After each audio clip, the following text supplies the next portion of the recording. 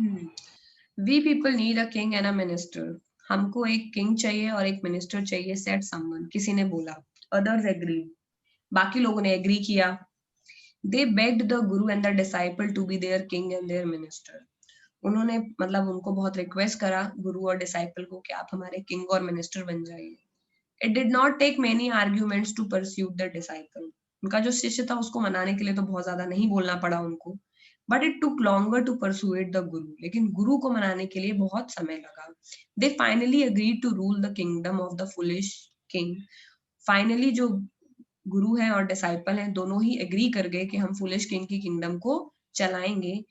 And the silly minister, यानी foolish king और सिली minister की किंगडम को हम चलाएंगे on the condition that they could change all the old laws. But उन्होंने एक कंडीशन रखी कि पुराने जितने भी लॉज है वो सब आपको चेंज करने होंगे.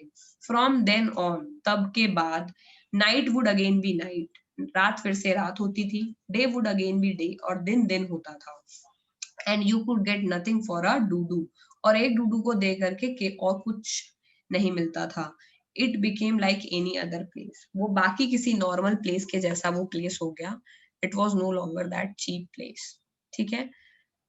ओके, तो I think the chapter is over. Now we'll see some questions and we see के हमसे होंगे या नहीं.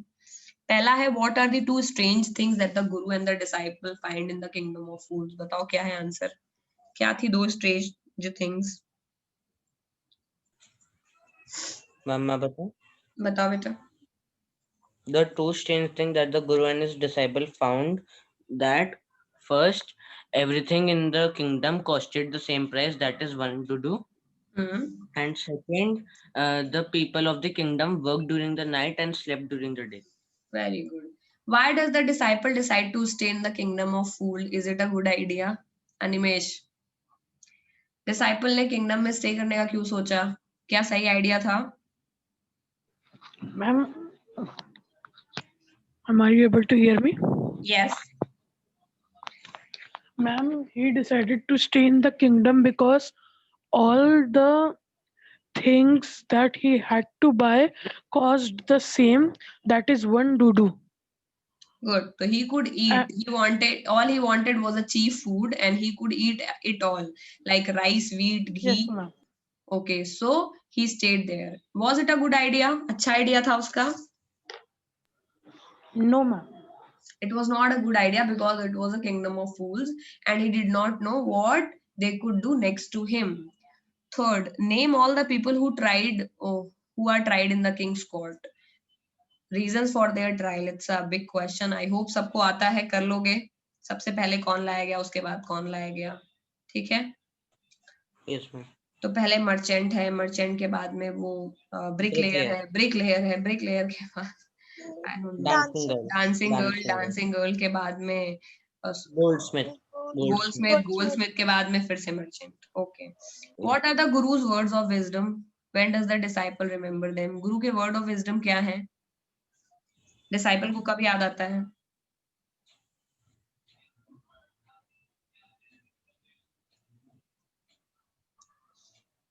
गुरु के वर्ड ऑफ विजडम ये है that it is a kingdom of fools, it is not a safe place to stay, you don't know what they will do next to you. और disciple को ये तब याद आता है when he was about to be executed, जब मरने वाला था तब याद आया उसको. ठीक है. How does the guru manage to save his disciple life? पता ही है कैसे किया उन्होंने. ठीक है. कल हो जाएंगे सारे क्वेश्चंस? Yes मैम, हो जाएंगे सारे. Okay. So now we are done with this. Now we'll go and I will first go for the error correction worksheet. Then मैंने पहले दिया था और फिर उसके बाद देखते हैं सैंपल पेपर में क्या करेंगे. लास्ट टाइम हमने क्या डायरी एंट्री करा था और एक और चीज की थी, स्टोरी राइटिंग किया था. आज नोटिस राइटिंग एक कर लेते हैं, क्या कहते हो? तो नोटिस राइटिंग भी आई थिंक दी हुई है सीबीएसई सैंपल पेपर में. होमवर्क के लिए दे देना. हाँ, होमवर्क के लिए ही दूंगी. यहाँ पे तो अभी बस मैनेज ही होगी. ओके, मिल गई है sheet. So this is it, right? This is the sheet that I give. बताना शुरू करो भाई. और इसमें एक दो क्वेश्चन दिख नहीं रहे हैं पूरे. किसी ने इतनी जहमत भी नहीं करी कि मैम दूसरी फोटो भेज दो, हमें ये दिख नहीं रहे. आज जब मैंने चेक किया तब मैंने देखा कि इसमें तो कुछ दिख नहीं रहे हैं एक दो. हाँ चलो शुरू करो. फर्स्ट कौन बताएगा? फर्स्ट का answer given. Okay, Given as per second कौन बताएगा? मैम मैं बताऊंगा। बताओ बेटा। he is senior to me। अरे he senior to me sentence क्यों बदल दिया? I am senior to him भी तो हो सकता है। yes sorry ma'am, I am senior to him। Correct. Third कौन बताएगा? मैम मैं बताऊं?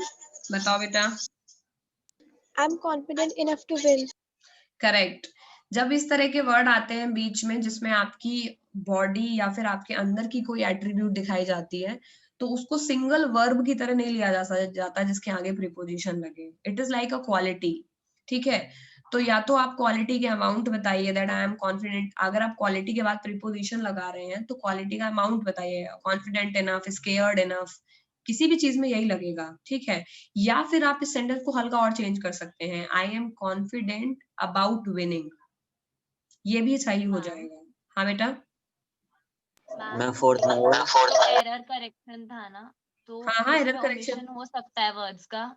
ओमिशन भी पॉसिबल है, पर- कुछ भी आप कर सकते हो, आपने एक सही सेंटेंस बनाना है बस। ठीक है, तो इधर you change your attribute, like bodily attribute, scared, positivity, negativity, confident, ठीक है, सेटिस्फैक्शन। तो अगर यहाँ पर होता I am satisfied to win, no I am satisfied enough to win, तब भी वही लग जाता। तो ये जो क्वालिटीज होती हैं, इन क्वालिटीज में आप तुरंत प्रीपोजिशन टू नहीं लगाते, उनके आगे आपको एक वर्ड एनफ, एक्स्ट्रा या कुछ लगाना होता है। अदरवाइज आप सेंटेंस को पूरा चेंज कर दीजिए, I am confident about winning कर दीजिए, वो भी ठीक हो जाएगा। हाँ ठीक है। फोर्थ। मैं बोलूं? बोलो बेटा। I will inform your father. Correct, इसमें टू फालतू लगा हुआ है। इन्फॉर्म का मतलब ही किसी को सूचना देना होता है, तो टू की जरूरत ही नहीं है, I will inform your father होगा। फिफ्थ। मैम मैं बताऊं? करेक्ट, बताओ। It is a nice poem। Correct, poetry is an art. ठीक है, तो यहाँ पर हमें एक किसी चीज कोई अच्छी है उसके बारे में बताना है, तो it is a nice poem होगा। पोएम अच्छी है, पोएट्री तो आर्ट है। ठीक है, तो it is a nice poem लगेगा इसमें। ओके। सिक्स्थ। मैं बता दूं? बोलो। The rain had stopped yesterday। Has नहीं होगा, हैज प्रेजेंट में लगता है, अगर यस्टरडे लगाया हुआ मैम तो had बोला, had ना बोला। हाँ, मैंने सुन लिया, आपने सही बोला। मैं बोल रही हूँ, मैं समझाने के लिए बोल रही हूँ, सिंपल टेंस की गलती है। यस्टरडे लगाया मतलब पास्ट टेंस होना चाहिए, तो हैज नहीं आ सकता, तो हैड होगा। और रुक चुकी है ये भी पता है, तो हैड ही ओनली ऑप्शन बचा। The rain had stopped yesterday. Good Muskan. Seventh. बताओ श्रेय। मैं बताऊं? बताओ बताओ। Ma'am your informations are your information is false। Your information is false. Information actually uncountable noun है, तो आई थिंक इसके साथ इज ही लगेगा, इसका कोई प्लूरल वर्जन नहीं होता है। जो अनकाउंटेबल नाउन्स होते हैं उनका कोई प्लूरल फॉर्म एग्जिस्ट नहीं करता है। इन्फॉर्मेशन हो गया, सीनरी हो गया। ठीक है, so your information is false. Eighth.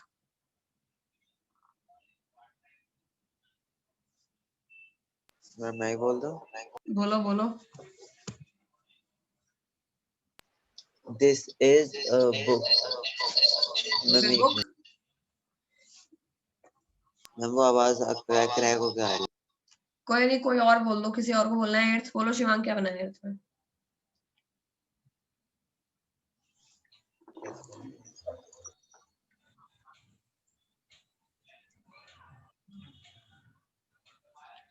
अभी नहीं आता मैम। कोई तो बता दो। मैम मैंने लिखा है this book is preferable over that. Correct.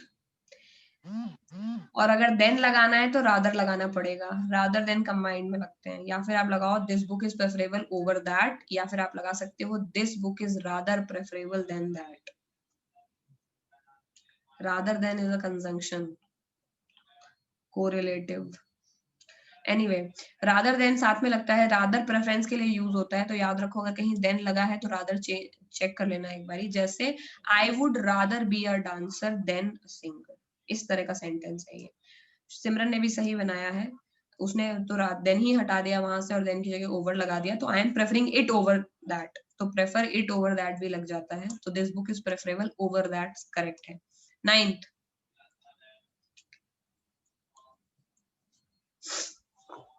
Ninth. अब मुझे इसमें कुछ गलत नहीं लगा। वन के साथ वंस लगता है, ही के साथ हिज लगता है। One want to love one's country होना चाहिए। ठीक है। 10th, okay ma'am.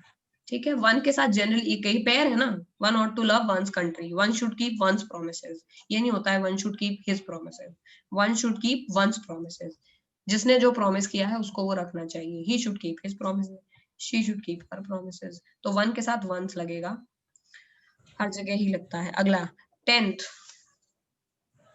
Ma'am has की जगह हैड आना चाहिए ma'am. A number of boys have come. Had क्यों आएगा भाई? Have. हैव भी तो आ सकता है, प्लूरल है तो मैम बस हैड भी तो है। हैड मैम भी आ हैड भी तो सकता है। है, हैड भी आ सकता है, लेकिन करेक्शन तो उन्होंने टेंस में नहीं किया ना, करेक्शन प्लूरल सिंगुलर का है। आप टेंस चेंज करेंगे तो ऑब्वियसली सही होगा, बट एरर करेक्शन में आपने एरर ढूंढनी होती है। इसमें टेंस की एरर नहीं है, सिंगुलर प्लूरल की एरर है, समझ गए? तो हैव इज करेक्ट। ओके, अगला है Okay, ma'am. 11th। Ma'am Ganga is a sacred river होना। Ganga Correct. is a sacred river. अरे वाह प्रथम, पढ़ रहे हो लग रहा है आजकल ना। 12th का बताओ आंसर। मैं बताऊं? हम ये डाउट है, हम 13th आता है। 12 भी पूछना है मेरे को, किसने बताया? बना लिया है 12।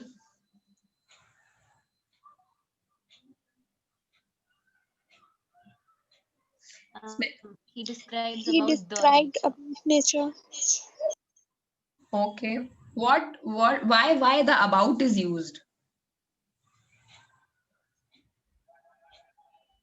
मैम दी भी तो आ सकता है ma'am, it describes the nature. About मैंने हटेगा इसमें दी से। he लगाया। describes nature, he describes the nature भी सही है। about का कोई मतलब नहीं है यहाँ पर, किसी चीज के बारे में, उसने नेचर को डिस्क्राइब किया है। about एक्स्ट्रा लगाया है उन्होंने बिना मतलब के, ठीक है? तो he describes nature, he describes the nature, दोनों ही ठीक है, about गलत है इसमें। 13th, where are you going? Where are Where you are you going? going? यही जो मैंने 1 सालों से तुम लोगों को Where are सिखा you रही हूँ going? और सिखाते सिखाते अब फाइनली एरर करेक्शन में आया है। तुम लोग हमेशा से ऐसे ही सेंटेंस तो बनाते चले आए हो, क्यों शिवांग? इनकरेक्ट है, अब समझ में आ रहा है, आगे यूज नहीं करना है इनको। 14th, मैम प्रथम और अनिमेश यूज करते हैं ma'am. 14th, She does not She love She does her does not not husband. love love her her husband. husband. इसकी जगह हर होना चाहिए, तो यहाँ पर जेंडर मिस्टेक है, प्रोनाउन मिस्टेक बोलते हैं जिसको, ठीक है? 15th, Are you ill? Yes, I am. No, I am not ill. Yes, I am ill. Are you ill? या तो ये होगा नो आई एम नॉट, या होगा No, I am yes I not. Am. दोनों ही करेक्ट है, समझ गए? जिसने ये बनाया है कि are you ill, no I am not ill, वो भी ठीक है। जिसने ये बनाया है यस आई एम इल, लेकिन यस के साथ नॉट नहीं लगेगा, समझ गए?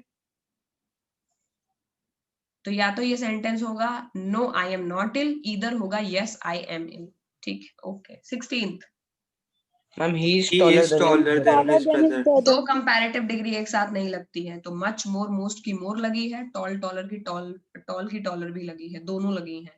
One has to be used, so he is taller than his brother, more हटेगा इससे। 17th, मैम यहाँ विच आना चाहिए, होम की जगह विच आना चाहिए। करेक्ट, होम लगता है लिविंग थिंग्स के लिए, विच आएगा बुक के लिए। 18th, 18th is like The 7th. sceneries are lovely. The scenery is lovely. Scenery is an uncountable noun. उनका plural form exist ही नहीं करता है, तो जब exist नहीं करता, you can't use them. The scenery is lovely. 19th, I think ये मैंने article में पढ़ा है last year, this year I don't he know. Is an N He लगता है, is in a MP, MA, MLA, इस सब जो M से शुरू होने वाली डिग्री और जो पोजीशंस होती हैं गवर्नमेंट में, उन सब में N लगता है। तो he is an MA, an MP, और आई थिंक और मुझे एन MSc भी होगा शायद। तो ये जो डिग्री वाला है इन सब में लगता है N। 20th, He passed last year. Had. he He had had passed passed last year होगा, क्योंकि वो पास कर चुका है, He तो had चुका था तो passed. had passed होगा। करेक्ट सिमरन। 21, 21 जिसने डायरेक्ट इनडायरेक्ट ढंग से पढ़े होंगे उसको समझ में आ मैम जाएगा कि टोल्ड ये होना इनडायरेक्ट चाहिए। फॉर्म मैम है। Told, He said that he ma'am शायद टोल्ड होना चाहिए स्टड की जगह। नो, डायरेक्ट से इनडायरेक्ट में कन्वर्ट किया गया है, तो विल वुड में नहीं जाना चाहिए। Ma'am, will की जगह would. करेक्ट, ये इनडायरेक्ट लिखा हुआ है डायरेक्ट का, तो इनडायरेक्ट जिसका डायरेक्ट है ही सेड ब्रैकेट में he will go, I will go, तो इसका बनाया हुआ है answer he said that he would go. इसीलिए डायरेक्ट इनडायरेक्ट भी जरूरी है। आपको नहीं पता एरर करेक्शन में आपको क्या देंगे, पूरी ग्रामर आनी चाहिए। 22 He speaks He English speaks English fluently. fluently. Correct, he speaks English fluently, correct. चलो भाई अगला देखते हैं, अगले में क्या है। अगले वाले तो बहुत इजी है, बोर्ड में ऐसे ही आते हैं, तो तुम लोगों को मैंने एक वो दिया है झलक, परेशान न रहो एरर करेक्शन को लेके। पैसेज Ma'am, 1 once there पूरा was कौन a बना, guru. क्या? मैम फर्स्ट लाइन में अ गुरु आना चाहिए मैम। करेक्ट। दूसरी में मैम फॉर की जगह 2 पीपल होगा। करेक्ट। थर्ड में हम की जगह the. The people. once there was a guru communicating wisdom to the people who came for his darshan, आगे with flowers or along with flowers or fruits, या along को हटा के with लगेगा, दर्शन with flowers और fruits। हो गया? Yes ma'am और की जगह एंड नहीं लगेगा, कहाँ पर और है? Flowers and fruit. Ma'am last line में फ्लावर्स और फ्रूट्स की हाँ हाँ, जगह एंड एंड भी लगेगा। Flowers and fruit. हाँ हाँ, करेक्ट करेक्ट, एंड लगेगा, मैंने देखा नहीं। who came for his darshan along with flowers and fruits, तो आप चाहिए दर्शन विद फ्लावर्स एंड फ्रूट्स भी लगा सकते हो, along with भी लगा सकते हो। और आई थिंक इन्होंने दो गलती कैसे दी है, एक एरर तो एक ही पूछी है। और मैम इसमें ओमिशन नहीं हो सकता ना, क्योंकि इसमें एरर लिखना है। इसमें एरर लिखना होता है बेटा, इसमें ओमिशन पॉसिबल नहीं है। ये मैंने 10th में से दिया है, ऐसे बोर्ड में आते हैं। झलक के लिए मैं करा रही थी 10th वालों को, तो मुझे ध्यान आया तुम लोगों को भी पढ़ना है, तो मैंने इजी वाले भेज दिए। तो 4th वाले में दो गलती है, आई थिंक ये पूरा पैसेज ही में कुछ गड़बड़ी है। अलोंग के साथ विद भी होना चाहिए, केवल विद होना चाहिए, और फ्लावर्स एंड फ्रूट्स होना चाहिए। ठीक है, सिंस एक पूछी गई है तो और की जगह एंड लगाओगे मोस्ट। जो सबसे बड़ी गलती होती है उसको सबसे ज्यादा लिखा जाता है। बोर्ड में कभी कभी तुम्हें दो गलती लग सकती है किसी लाइन में, तो फ्लावर्स और फ्रूट्स तो एकदम ही गड़बड़ है, तो एंड लगना ही चाहिए इनके बीच में। तो पहली गलती डी में एंड ही लगाओ। फिर सेकेंड,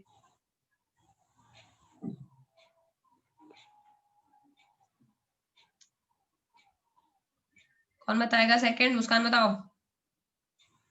मैम टेल की जगह आस्क लगेगा और ही हैज की जगह हैव लगेगा। पूरा पैसेज बताओ पढ़ के। Okay ma'am. The guru asked him to start. Asked क्यों, जब सेकंड फॉर्म लगाई रही हो तो टोल्ड में क्या बुरा है? आस्क का मतलब तो पूछना होता है। गुरु पूछ रहे हैं या बता रहे हैं? बता रहे हैं। तो guru told him to start for the person he have the greatest faith and high regard in। Ma'am for की जगह विथ आना चाहिए ma'am. Correct, guru told him to start with the person that he had greatest faith and, greatest की जगह great. या correct, he had a great faith in and, या आ की जगह द भी लगा सकते हो बेटा। he had the greatest, okay yes ma'am। तो ग्रेटेस्ट जो कि सुपरलेटिव डिग्री है उसके पहले आ लगाए, यानी वो चाह रहे हैं कि तुम आर्टिकल्स की मिस्टेक को ध्यान दो, तो ग्रेटेस्ट के पहले दी लगी। हाँ मैम दैट की जगह फिर मैम होम भी आ सकता है। The guru told him to start with the person whom he had the greatest he had the greatest faith and high regard in। ये भी सही है, ये फालतू वाले पैराग्राफ ही है। चलो हम ज्यादा ही करेक्ट कर दे रहे हैं। लास्ट लाइन में कौन सा होगा फिर? लास्ट लाइन में ग्रेटेस्ट में डाउट है मेरा। Greatest faith and high regard, यार यहाँ पे एक ही गलती पॉसिबल है कि रिगार्ड इन की जगह रिगार्ड फॉर लगाएं, जो कि अगेन चेक करना पड़ेगा क्योंकि लास्ट लाइन में कुछ और लिखा ही नहीं है। एक मिनट,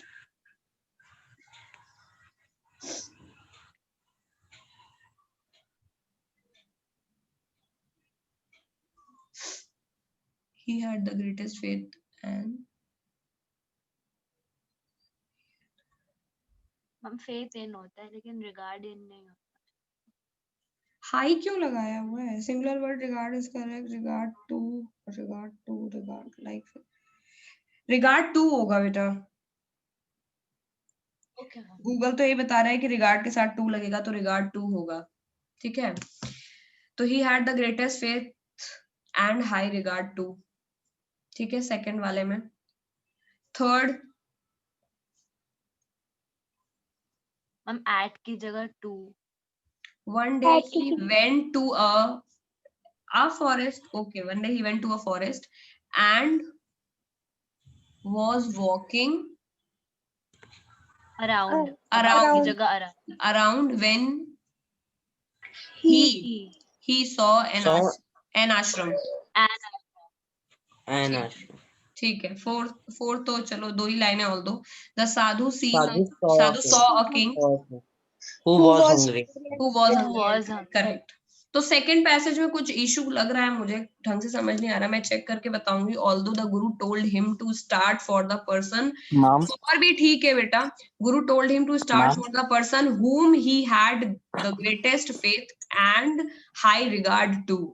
तो ये होना चाहिए, फॉर को जबरदस्ती मत छेड़ो उसमें।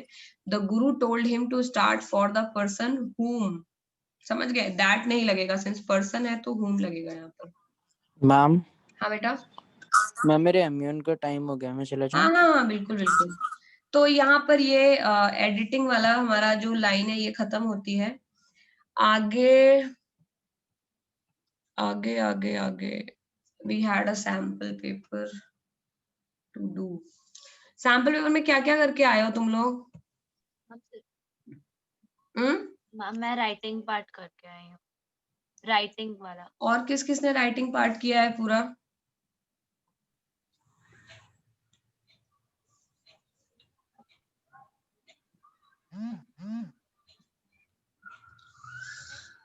ओके, मैंने एक पैसेज भी दिया था इसका सेकंड वाला करने के लिए।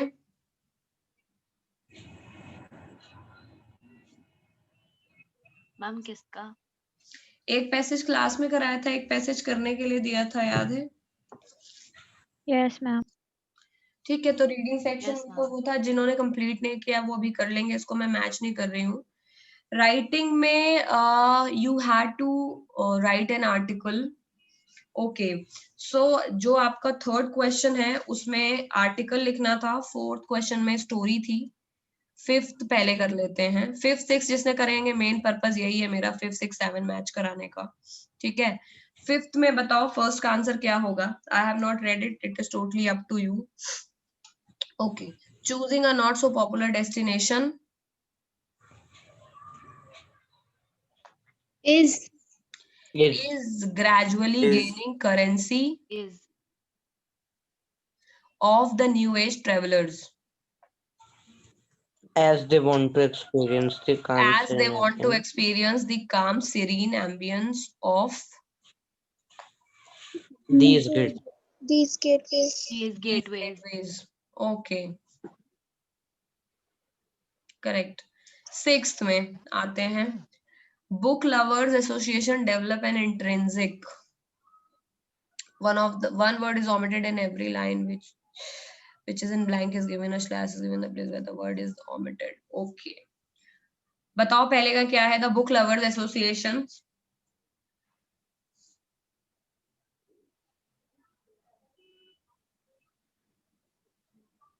Two. Book lovers association To develop and होगा शायद से। बुक लवर्स एसोसिएशन एक टर्म नहीं है। मैम बतानी हम ये तो एक ऑर्गेनाइजेशन का नाम होगा ना मैम। हाँ वही तो बोल रही ऑर्गेनाइजेशन हूँ। नाम लग रहा है। तो book lovers association tries to, लेकिन ट्राइज नहीं होगा, या डेवलप्स नहीं होना चाहिए, डेवलप्स एंड इंट्रिंसिक। अगर एक एसोसिएशन है तो ये प्रेजेंट इंडेफिनिट में बन सकता है। नंबर एक वर्ड ऐड करना है ना मैम, चेंज नहीं बुक करना। Lover association ma'am but word डालना है उसमें। मैम टू किस लिए बेटा? Association to develop and intrinsic क्यों होगा? मैम अपने आप में कंप्लीट तो सेंस तो बना।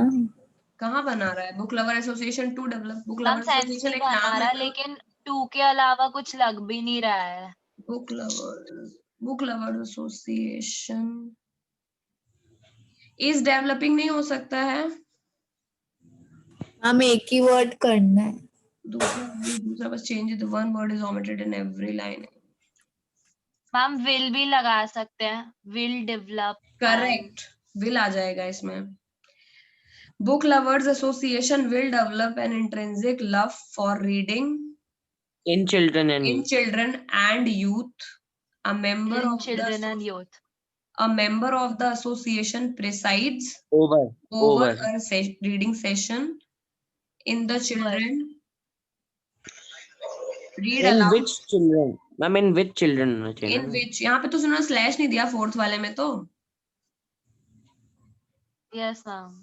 फोर्थ वाले में लगाना कहाँ है वर्ड? मैम बट इन विच ही लगे। मैम which ही लग सकता है ma'am. Okay, in which children will नहीं होना चाहिए, will read aloud some passages of the book. It is not making any sense. Book lovers association develops an intrinsic love for the reading children. Ma'am but special in children तो ma'am कुछ meaning ही यार नहीं है ना, देखो तो ये ma'am पूरा का पूरा पैसेज प्रेजेंट इंडेफिनिट में दिया हुआ है। तो book lovers association develops an intrinsic love for reading in children and youth. A member of the association presides over a reading session in which children read and some passages of the book. किसी को कोई doubt लग रहा है कि पहला भी present indefinite में बनेगा? When we don't understand it, we have to go by the entire ma'am passage. पहले में भी और लास्ट वाले में भी कोई वर्ड फिर आया ही नहीं ना। इन विच आया ना लास्ट में, तो इनमें विच आ गया इनके बाद। फर्स्ट वाले में डेवलप की जगह डेवलप्स होगा। Ma'am first. हाँ, और यही चेंज है इसमें। आई एम नॉट श्योर कि ये कितना लिया जा सकता है, but I think it is correct. ऐसे ही बनेगा ये, क्योंकि ये पूरा का पूरा पैसेज एक सेम टेंस में दिया हुआ है। हम विल नहीं लगा सकते चाह के भी, बाकी के 3 सेंटेंस पढ़ के पता चल रहा है। ठीक है, तो दो Yes, ऑल्दो ma'am. इनको ये लिखना चाहिए कि आप सेंटेंस मॉडिफाई कर सकते हैं, बट इसमें केवल टेंस की गलती थी। तो पूरा ये होगा, book lovers association develops an intrinsic love for reading in children and youth. A member of the association presides over a reading session in which children read aloud some passages of the book. पूरा बन गया है, correct, मतलब भी बना रहा है। Yes, ma'am. Okay, 7th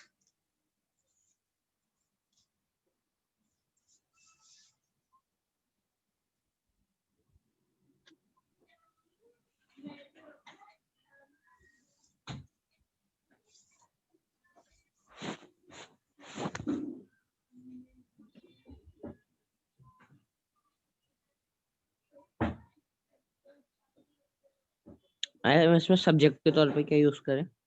किसमें? ये जो आप 7th क्वेश्चन बता रहे हो। 7th क्वेश्चन में इंस्ट्रक्शन के हिसाब से करना है ना। पहले में एक्टिव को these seeds were sown, voice change करना है, यानी पैसिव में दिया, इसको एक्टिव में करना मैम है। नहीं मैम, होना चाहिए था ना, मतलब कोई सब्जेक्ट होता तो जैसे ही sowed the seeds होना चाहिए ना मैम, बट यहाँ पे सब्जेक्ट नहीं है तो क्या यूज करें हम? someone। Correct, someone sow the seeds were sown by someone। तो by someone हटा सकते हैं आप, या they भी लगा सकते हो। Okay ma'am. कभी भी आप सब्जेक्ट अपनी तरफ से ऐड कर सकते हो, अगर पैसिव दिया और उसको आपको एक्टिव में कन्वर्ट करना है। तो पैसिव में एक्चुअली बहुत बार ऐसा होता है कि नॉर्मल सेंटेंसेस में सब्जेक्ट हटा देते हैं, आप अपनी तरफ से इंट्रोड्यूस कर सकते हो। सो दे sowed the seeds हो जाएगा इसमें, ठीक है। Yes ma'am. seeds were sown by them, ठीक है। Second, He asked me if Mohan was learning French for the last 2 years. Reported speech में इसको चेंज करना है। क्या है? Ma'am had been learning। He asked me if the If- Mohan was learning French for last 2 years. Present continuous है ना बेटा, past continuous में नहीं ही बन सकता है। We have to go by rule. Oh yes ma'am. Third, Nivi will book the hotel only if I promise to join her in the trip. Use unless. Nivi will not book the hotel unless I promise to join her in the trip. Ma'am unless और आई वाला sentence पहले भी तो आ सकता है, unless I promise to join her in the trip. हाँ but in general order change करने की जरूरत नहीं पड़ती अगर सेंटेंस सिंपल हो, वैसे भी बना सकते हो, बट मोर करेक्ट ऐसे ही बन जाएगा, कुछ जरूरत ही नहीं है इसमें। इसमें बस विल में नॉट लगा देना है, Nivi will not book the hotel unless I promise to join her in the trip. तुरंत के तुरंत ही चेंज हो गया सेंटेंस। फोर्थ,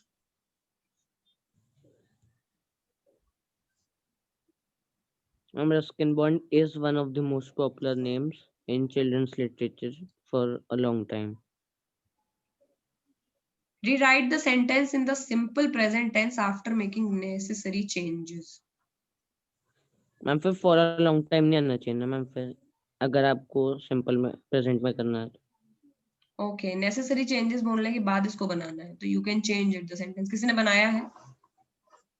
आप सेंटेंस में चेंज कर सकते हो। Ruskin Bond is one of the most popular names in children's literature. Correct. Yes ma'am. For a long time आप हटा सकते हो क्योंकि उन्होंने लिख दिया है कि you have to change in simple present after making necessary changes, तो फॉर अ लॉन्ग टाइम हटा दो और सीधे लिखो Ruskin Bond is one of the most popular names in the children's literature. Okay, so we are done with this section here. Okay, oh fifth हो गया है। तो तुम लोगों को जिन्होंने नहीं किया है, इसलिए मैं आज जब इसे नहीं पूछ रही हूँ, third fourth fifth third and fourth question आपने कर लेना है। जिन्होंने नहीं किया, जिन्होंने कर लिया अच्छी बात है। नोटिस राइटिंग में कुछ बताने की जरूरत है। नोटिस राइटिंग में कभी पर्सनल एक्सपीरियंस नहीं लिखते हैं और नोटिस की एक हेडिंग लिखते हैं। कर लोगे नोटिस राइटिंग? Yes. मैम ये ऑप्शन है तो मैम ऑप्शन में से एक ही करने हैं, सारे करने हैं? ना एक ही करना है, बट आप मैंने पिछले टाइम आपको फॉर्मल लेटर और वो सॉरी डायरी एंट्री और क्या दिया था, स्टोरी दिया था, तो आज मैं नोटिस दे रही हूँ। तो जिन्होंने वो दोनों कर लिए हैं आज वो नोटिस कर लें, ठीक है? नोटिस करके रखो। और फिर नोटिस में बस एक चीज का ध्यान रखो, वही जो मैंने स्टोरी में बताया था, सेंटेंसेस छोटे होने चाहिए, लेकिन स्टोरी इतनी फॉर्मल नहीं होती है, नोटिस फॉर्मल होता है। आप उसमें पर्सनल एक्सपीरियंस ना लिखें, बेटर रहता है। थोड़ी जैसे न्यूज़पेपर की लैंग्वेज होती है, उस तरह का लैंग्वेज लिखना होता है नोटिस में। अपनी मन की बातें नहीं लिखनी है, स्टोरी को बहुत ज्यादा ड्रामेटिक नहीं बनाना है, तो स्टोरी टाइप नहीं लिखते नोटिस। नोटिस में केवल इन्फॉर्मेशन ज्यादा होनी चाहिए, इन्फॉर्मेटिव होनी चाहिए। इसीलिए नोटिस में हमेशा जो कुछ ना कुछ इन्फॉर्मेशन ऑलरेडी दी हुई होती है। जैसे इन्होंने यहाँ पर दिया हुआ है 2 heads are better than 1, तो मतलब ये टीम वर्क उन्होंने बता दिया है। This proverb is emphasizes on the importance of the team work. तो अब तुम्हें ये जो नोटिस है, you have to write about team work, ठीक है? और तो ये बहुत फॉर्मल वे में जाएगा कि team work is very important for any organization, और इस तरह से आपको। हाँ बेटा। मैम लेकिन ये जो टीम वर्क वाला है ये तो आर्टिकल था ना? आई एम सॉरी मेरा दिमाग एकदम चल नहीं रहा। कहाँ पर क्या नोटिस वाला क्वेश्चन कहाँ है? मैम चारों क्वेश्चन नोटिस के नहीं है। चारों क्वेश्चन नोटिस के नहीं है? ओके, तो पहले बता देते हैं यार। हाँ, तो first question it is about an article. Article में have to only write an heading, और article will also be on a newspaper style. Newspaper style में जैसे द हिंदू और पीछे जो उनका रीडिंग एडिटर वाला सेक्शन आता है, एडिटर सेक्शन में आपने देखा होगा ऊपर एक हेडिंग लिखा रहता है और पूरा लैंग्वेज लिखा रहता है। तो आपने आर्टिकल की हेडिंग लिखनी है, जिसने बनाया है उसका नाम उसके नीचे लिखना होता है, यानी योर नेम, और उसके बाद आपको आर्टिकल लिखना शुरू करना है। Language will be formal. पहला सेंटेंस हमेशा ही उस चीज के बारे में होता है जिस चीज के बारे में आर्टिकल पूछा गया है।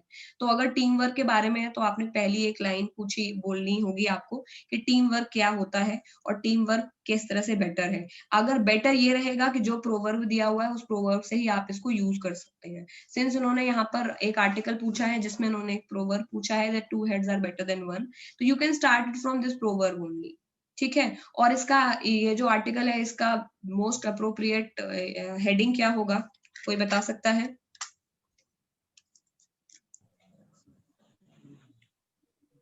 मैंने तो importance of team work. Importance of team work.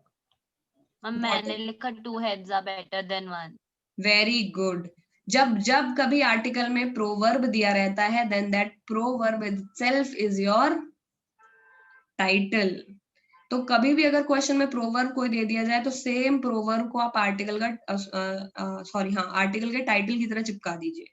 यही इसका बेस्ट, जो सबसे बेस्ट आर्टिकल का जो टाइटल है वो यही होता है जो उसके प्रोवर्ब, हर जगह प्रोवर्ब दिया हो जरूरी नहीं, बट जहां पे दिया वहां आप कर सकते हो, और जहां पर नहीं दिया है वहां पे स्ट्रेट नहीं लिखना है। अगर आपने ये बता दिया कि इंपॉर्टेंस ऑफ टीम वर्क, तो ऑलरेडी पूरा पता चल गया कि पूरा का पूरा जो आर्टिकल है आपका टीम वर्क के बारे में है। थोड़ा सा ट्रिकी आर्टिकल बनाना होता है, ठीक है, तो ट्रिकी में थोड़ा आप घुमा फिरा करके टाइटल को देते हैं, जिसका जो मतलब होता है वो अलग निकलता है। तो इस तरह के टाइटल्स बहुत अच्छे लगते हैं, जैसे two heads are better than one, unity in diversity,